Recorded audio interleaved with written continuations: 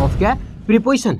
और प्रीपोजिशन के बाद वर्ब आता है, वर्ब का चौथा फॉर्म। यानी जीरो बैठ के करते रहता है ना कि हम उठेंगे नहीं 10 साल, उसको बोलते हैं ऑस्टेरिटी, है ना? नहीं बोलता है ये ऑस्टेरिटी में बैठा हुआ है। एंड के पहले अगर नाउन है तो एंड के बाद नाउन होगा, एंड के पहले अगर प्रेजेंट है तो एंड के बाद प्रेजेंट होगा, एंड के पहले अगर पास्ट है तो एंड के बाद प्रेजेंट होगा। कुल मिला के कहने का ये मतलब। अभी हम पढ़ेंगे क्लोज टेस्ट, और ये जो क्लोज टेस्ट है वो प्रीवियस ईयर का है, और ये जो प्रीवियस ईयर का क्वेश्चन है तो सब का सब जो क्लोज टेस्ट है वो प्रीवियस ईयर का ही है। हम इसमें देखेंगे कि कौन ग्रामर कहाँ यूज हुआ और कौन सा ऑप्शन यूज हुआ और कौन नहीं हुआ तो क्यों नहीं हुआ, ये जानेंगे। ठीक है, इससे ज़्यादा सीखने को मिलेगा। तो आप अगर लगता है कि ग्रामर अगर तेजी लाना है, सीख तो रहे होंगे जरूर। अगर लगता है कि हम थोड़ा और जाने और रिवीजन होते रहे तो हमारा क्लोज टेस्ट का सीरीज देखिए, एरर का सीरीज और सेंटेंस इंप्रूवमेंट का सीरीज देखिए। वर्ड में या दिक्कत होता है तो वर्ड का सीरीज भी है और सबका है, लेकिन आप तभी देखें क्लोज टेस्ट या फिर एरर या फिर कोई भी वीडियो जब आपको लगे कि हाँ ये ठीक है, हम इसे सीख रहे हैं। अगर लगे कि हम टाइम दे के नहीं सीख रहे हैं तो आप स्वतंत्र हैं इस बात से कि आपके पास डिसलाइक का भी ऑप्शन होता है। ठीक है, और स्किप का भी है, तो आप स्किप करके वहीं पर देखें जहाँ आपको सीखने को मिले। ठीक है, क्योंकि आपका समय कीमती है तो आप समय वहीं दें जहाँ आपको लगे कि हम कुछ सीखे हैं। ठीक है, नौकरी लेना बहुत ज़रूरी है इसलिए। ठीक है, तो ज़रूरी नहीं है कि हम किसका वीडियो देख रहे हैं, ज़रूरी ये है कि हम उसे सीख रहे हैं कि नहीं सीख रहे। ठीक, तो बढ़ते आगे। सबसे पहले है a bio sketch. Bio sketch मतलब जो बनाया जाता है, बायो स्केच। अ बायो स्केच। अब अ हमारा क्या है? तो अ है हमारा डिटरमिनर, यानी इसको बोलते हैं आर्टिकल। और एक डिटरमिनर एन भी है, डिटरमिनर द भी है। क्या यही तीनों डिटरमिनर? नहीं, वो हर चीज डिटरमिनर है जिसके पहले जिसके बाद नाउन का प्रयोग होता है। ठीक है, वो हर चीज डिटरमिनर है। तो अगर इसके बाद हम जाने कि ये नाउन है, बायो स्केच हमारा क्या है? नाउन है। तो सवाल कि आप कैसे जाने कि ये नाउन है? तो हम इसलिए जाने कि ये नाउन है कि इसके बाद एक ही वर्ड है, और एक वर्ड होता है तो वो हमारा क्या होता है? नाउन होता है। ठीक है सर, एक वर्ड है नाउन है, अगर दो वर्ड रहता तो हम क्या लिखते हैं? तब हम कह देते हैं कि आप पहला वाला का कर लीजिए एडजेक्टिव और दूसरा वाला का कर लीजिए नाउन। सर दो वर्ड है, अब तीसरा वर्ड हो गया, तब हम क्या करेंगे? तब यही करना है कि तीन वर्ड में पहला वाला को हम कहेंगे एडवर्ब कहेंगे, दूसरा वाला को एडजेक्टिव कहेंगे और तीसरा वाला को नाउन कहेंगे। सर यहाँ तक तो बता दी, अगर चार वर्ड रहे तब क्या कहेंगे? तो हम यही कहेंगे कि चौथा को आप लात मारिए और उसको भीतर भेज दीजिए, चौथा को कोई काउंट नहीं करते हैं।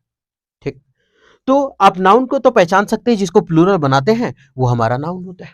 पेन का पेन्स करिए वो नाउन है, बुक का बुक्स किए वो नाउन है, बोर्ड का बोर्ड्स किए वो नाउन है। एडजेक्टिव क्या होता है? जो कैसा कैसी का जवाब दे देता है उसको एडजेक्टिव कहते हैं, या फिर जो नाउन को क्वालिफाई, लेकिन नाउन को क्वालिफाई करना चाहिए। हम बोले कि ब्लू रंग का पेन, कैसा रंग का? ब्लू रंग का। कैसा का जवाब कौन दिया? ब्लू। और क्वालिफाई किसको कर रहा है? कलम को। कलम ब्लू, ब्लू कलम। तो ये जो ब्लू है वो हमारा एडजेक्टिव होगा, एडजेक्टिव ऑफ कलर। हम बोले राम एक गरीब लड़का है, कैसा लड़का? तो गरीब लड़का है, लड़का हमारा नाउन है और गरीब उसको विशेषता बता रहा है, मतलब कैसा कैसी का जवाब कौन दिया? राम गरीब है, कैसा है? गरीब है। तो ये जो गरीब है वो हमारा एडजेक्टिव है। ठीक, क्या होता है ना, एडजेक्टिव अगर जो कैसा कैसे का जवाब दे, राम अमीर है, कैसा है? अमीर है, तो अमीर हमारा एडजेक्टिव है। लेकिन अगर नहीं याद होता तो ऐसे याद रखिए, ओ यू एस इंडिंग वर्ड ज्यादातर, ज्यादातर हमेशा नहीं, ज्यादातर एडजेक्टिव होता है। आई सी इंडिंग वर्ड ज्यादातर एडजेक्टिव होता है। ए एल इंडिंग वर्ड ज्यादातर एडजेक्टिव होता है। F U L ending word ज्यादातर एडजेक्टिव होता है। अब रहा एडवर्ब। तो एडवर्ब क्या होता है ना, आप यही याद रखें, जो कब और कहाँ का जवाब दे देता है ना, कब कहाँ समय का, वो एडवर्ब होता है। नहीं तो आप याद रखें 90% एल वाई इंडिंग वर्ड क्या होता है? वो एडवर्ब होता है। वो क्या होता है? एडवर्ब होता है। तो सवाल आप 90% बताएं कि L Y ending word adverb है, तो फिर एल वाई इंडिंग वर्ड जो नहीं रहता है वो कैसे होता है? तो कभी कभी ना L Y ending word adjective हो जाता है। कैसे एडजेक्टिव हो जाता है? जैसे अगर नाउन में एडजेक्टिव में अगर हम एल वाई लगाते हैं तब तो वो एडवर्ब बन जाता है। जैसे लिखे हैं पुअर, पुअर क्या है? एडजेक्टिव। कैसा है? गरीब है। अगर इसमें हम लगा दिए एल वाई तब तो हमारा एडवर्ब बना। लेकिन अगर वही चीज हम लिखे फ्रेंड, ये फ्रेंड क्या है? नाउन है, और इस नाउन में अगर हम एल वाई लगा दिए तब ये बन जाता है एडजेक्टिव। नाउन में एल वाई लगने के बाद वो क्या बना? एडजेक्टिव। वो फ्रेंडली, तो इसीलिए एल वाई वर्ड 10% ऐसा होता है जो एडजेक्टिव बन जाता है। तो ऐसे याद रखते हैं कि अगर एडजेक्टिव में एल वाई लगा तो वो नाउन बन जाता है, और अगर एडजेक्टिव में एल वाई लगा तो फिर वो एडवर्ब बन जाता है। ठीक है, तो यहाँ नाउन का विशेषता कौन बता रहा है? एडजेक्टिव। और एडजेक्टिव को कौन बता रहा है? एडवर्ब। एडवर्ब ऐसा चीज है ना जो एडवर्ब का भी विशेषता बताता है। इतना औकात है इसमें कि ये एडजेक्टिव का भी विशेषता बताएगा और एडवर्ब का भी विशेषता बताएगा। अब आप लोग का सवाल कि एडवर्ब है और एडवर्ब का विशेषता कैसे बताएगा? तो भेरी, ये जो भेरी लिखते हैं हम लोग, ये क्या है? एडवर्ब है। और फिर भी भेरी लिखते हैं और उसके बाद लिखते हैं गुड। तो ये भेरी क्या? एडवर्ब। ये भेरी क्या? एडवर्ब। तो एडवर्ब ही एडवर्ब को क्वालिफाई कर रहा है कि नहीं कर रहा है? तभी तो लिखते हैं वेरी वेरी गुड, लिख देते ना। ये था, तो ये था इस खाली इतना का कहानी। ठीक, तो हम बोले एक वर्ड है तो वो क्या है, और जब एक वर्ड है तो वो नाउन हो गया। ठीक, और जब यहाँ ए है और ए और एन ये दोनों किसको दर्शाता है? सिंगुलर काउंटेबल नाउन को। सिंगुलर काउंटेबल नाउन का मतलब होता है कि आगे सिंगुलर लगेगा। जैसे आप पेन, लेकिन आप पेन्स लिख सकते हैं? नहीं लिख सकते, गलत है वो। आप पेन लिखेंगे। एन ऑरेंज, एन ऑरेंजेस लिख सकते हैं? नहीं लिख सकते, गलत है वो। एन ऑरेंज ही लिखेंगे। ठीक, तो ए और एन क्या करता है? ये जो बताता है वो सिंगुलर काउंटेबल नाउन को दर्शाता है, और ये जो सिंगुलर काउंटेबल नाउन को दर्शाता है इसलिए यहाँ एस नहीं है, आ बायो स्केच है। और जब आ बायो स्केच सिंगुलर हो गया तो उसका वर्ब भी क्या है? सिंगुलर है। तो अब याद रखें कि सब्जेक्ट अगर हमारा सिंगुलर है तो वर्ब भी कैसा होगा? सिंगुलर होगा। तो सब्जेक्ट अगर सिंगुलर है तो वर्ब सिंगुलर, अगर सब्जेक्ट यहाँ प्लूरल तो वर्ब भी प्लूरल। सवाल वर्ब सिंगुलर कैसे होता? तब याद रखें कि जिसके अंत में एस लगा रहता है वर्ब में, उसको होता है एस फॉर सिंगुलर। ऐसे याद रखते हैं कि एक स्कूल है, स्कूल का नाम है वर्ब मेमोरियल स्कूल। क्या नाम है स्कूल का? वर्ब मेमोरियल स्कूल नाम है। और स्कूल में पढ़ने के लिए आते हैं तो पूछता है कि स्कूल का क्या नाम है? Verb memorial school. और जब वर्ब मेमोरियल स्कूल नाम है तो उसमें क्या पढ़ाया गया? A for apple, B for ball, C for cat, और जब एस फॉर आता है तो पढ़ते हैं सिंगुलर। बोला एक एग्जांपल दिखाओ एस फॉर सिंगुलर का, तो बोला देखिए चाचा सब में एस होगा, एस फॉर सिंगुलर, लास्ट में लेकिन होगा उल्टा पढ़ते हैं हम लोग। Was S for singular, has S for singular, it's S for singular, comes S for singular, ऐसा। तो यानी वर्ब मेमोरियल स्कूल में क्या सिखाया गया? S for singular. तो हमारा सब्जेक्ट यहाँ बायो के सिंगुलर है, इसलिए आगे इज का प्रयोग हुआ है, इज का प्रयोग हुआ तो वो क्या है? सिंगुलर है। अब यहाँ पे लिखा हुआ ब्रीफ समरी, मतलब एक छोटी संक्षिप्त कहानी। ब्रीफ का मतलब होता है संक्षिप्त और समरी मतलब छोटा कहानी। अब ब्रीफ हो गया। अब यहाँ के नो आर्टिकल, अब ऑप्शन देखते होगा क्या। सबसे पहले देखेंगे तो हम अगर ऑप्शन काटना है, a bio sketch is one brief summary, one गलत होया क्योंकि आज से हमको यह पता चल रहा है कि बता रहा है कि एक बायो स्केच है, उसके लिए वन देने का जरूरत नहीं है। अगर वन दे रहे हैं इसका मतलब एक ही बायो स्केच है, उसके अलावा दुनिया में नहीं है, इसका मतलब ये निकल रहा है a bio sketch is one brief summary. नहीं, वन हमको एक बताने के लिए वन का प्रयोग नहीं करते कभी भी। वन पेन, हाँ वन पेन लिख देते हैं, लेकिन अगर एक पेन को अगर दर्शाना हो तो आ पेन, एन, और ऐसे आ पेन, आ बुक करते हैं, वन बुक नहीं। ठीक है, तो वन कटा। अब यहाँ एन कटा, एक होता है ए, एक होता है एन। ये लगता है क से लेकर के अगर आज्ञा तक का साउंड आता है तो उसमें लगता है ए, और अगर अंग से लेकर के आह तक साउंड आता है तो उसमें लगता है एन। जैसे क से आज्ञा तक में जैसे मान लेते हैं हम लिखे, कुछ भी लिख लेते हैं, मान लेते हैं चल पेन ही लिख दिए, तो यहाँ आया पी, पे आया पे, तो क ख लमा है तो वहां होगा ए। और अगर वही चीज अगर हम लिख दिए यहाँ पर, क्या लिख दिए बताओ? ऑनेस्ट, हिंदी से लिखे जाइए ऑनेस्ट, तो ओ से चालू करते हैं ऑनेस्ट, तो यहाँ क्या होगा? एन। तो अम यहाँ से अगर साउंड आता है तो उसमें एन लगता है, अगर ए से आता तो उसमें क्या लगता है? का से आज्ञा तक साउंड आना चाहिए। अब यहाँ लिखा है ब्रीफ और आता है बा, जब बा आता है इसका मतलब का से अंगा अलग हमें, तो हमको तो ए चाहिए, वन तो कट गया, तो हमको या तो ए चाहिए या तो नो आर्टिकल चाहिए, और एन तो खत्म हो गया क्योंकि एन तो आता आ से अंगा तक, ये तो खत्म हो गया। अब मेरे पास दो ऑप्शन बचा, या तो ए होगा या तो नो आर्टिकल होगा। तो a brief sketch is a brief summary.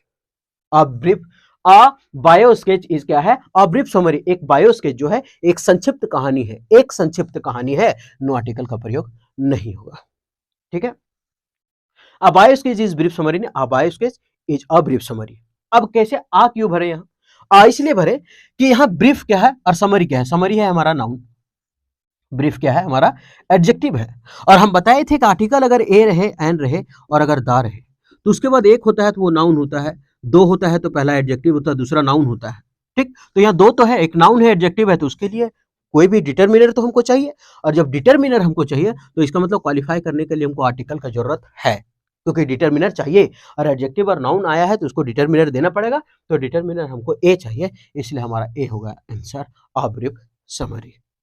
ठीक, आगे ऑफ। अब ऑफ क्या है? हमारा प्रीपोजिशन।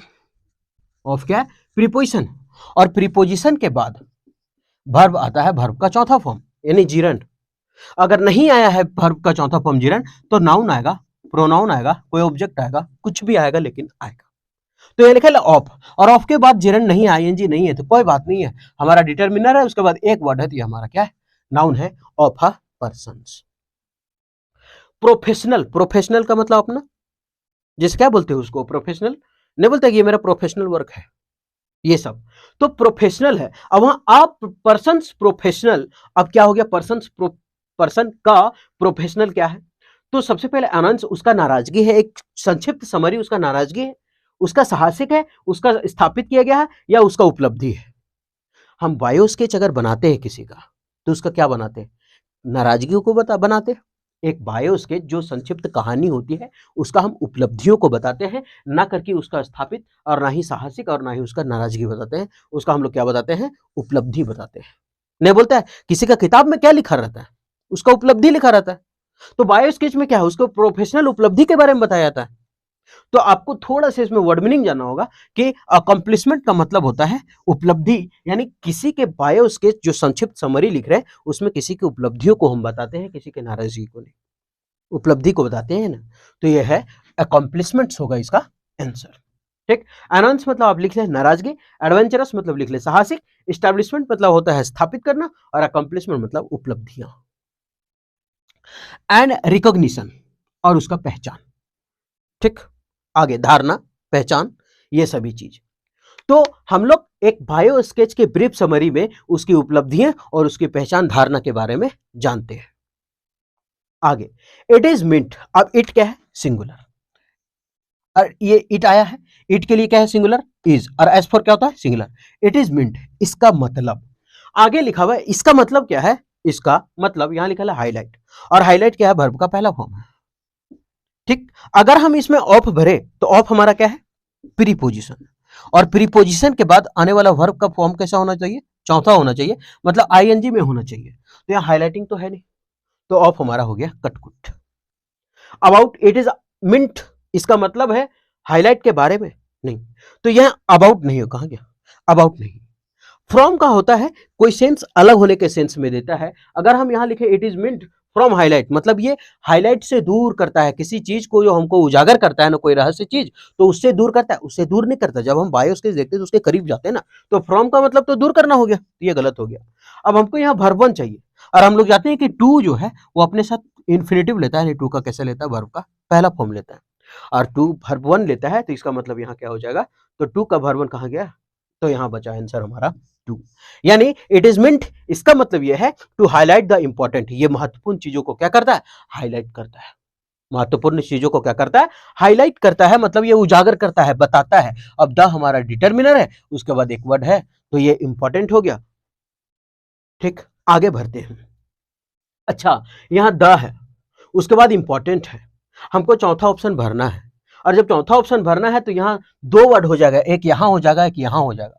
अगर दो वर्ड होता है तो पहला एडजेक्टिव होता है, दूसरा नाउन होता है, तो एक वर्ड इसका मतलब एडजेक्टिव मिल गया है, अब हमको नाउन ढूंढने की जरूरत है।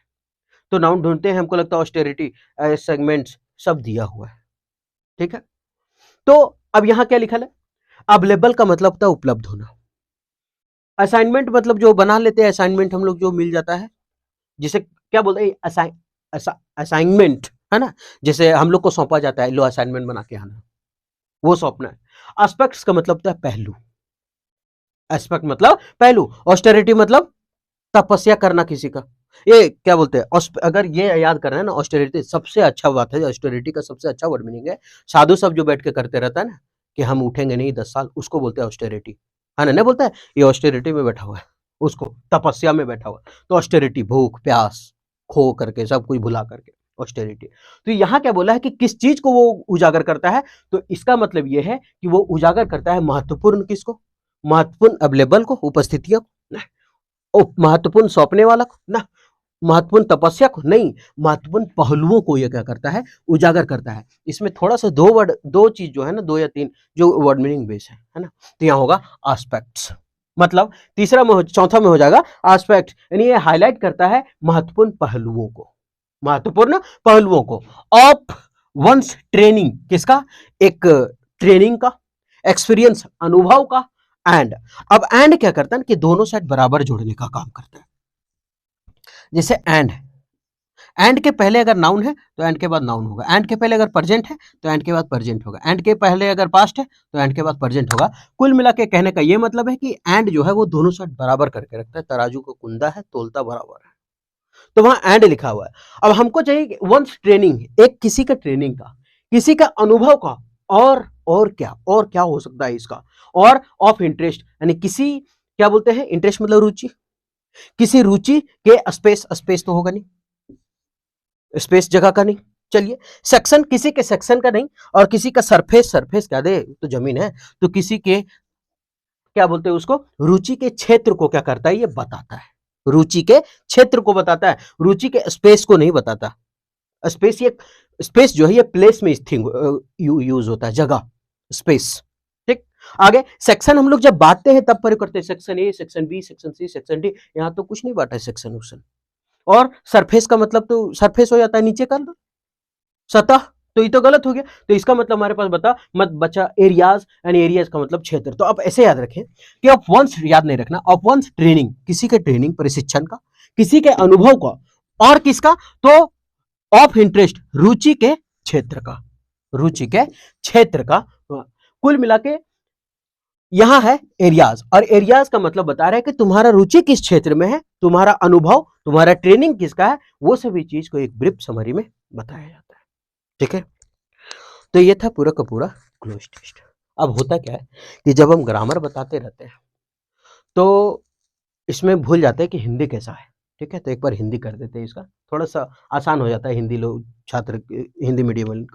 अब bio sketch is a brief summary, एक संक्षिप्त कहानी है, ऑफ अ पर्सन, एक व्यक्ति का, जो प्रोफेशनल क्या है, प्रोफेशनल अकम्प्लिशमेंट्स, जो उसका प्रोफेशनल उपलब्धि है उसके लिए, और रिकॉग्निशन, उसके धारणा के लिए, पहचान के लिए।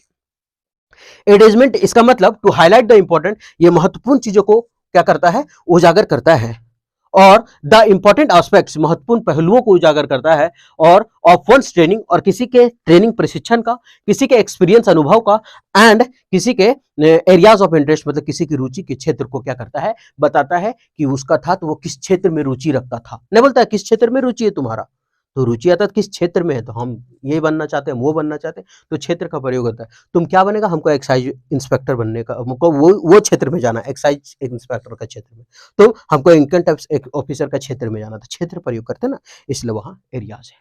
ठीक है, तो उम्मीद करते हैं कि ये सेशन ठीक लगा होगा। अगर इतना देख करके अगर लगा कि हम सीखे हैं तो आप हमारे साथ कंटिन्यू रहिए। अगर लगा कि टाइम खराब हो गया, नहीं सीख पाए कुछ, तो आप स्वतंत्र हैं, आप कुछ भी कर सकते हैं। ठीक है, फिर मिलते हैं नेक्स्ट वीडियो में।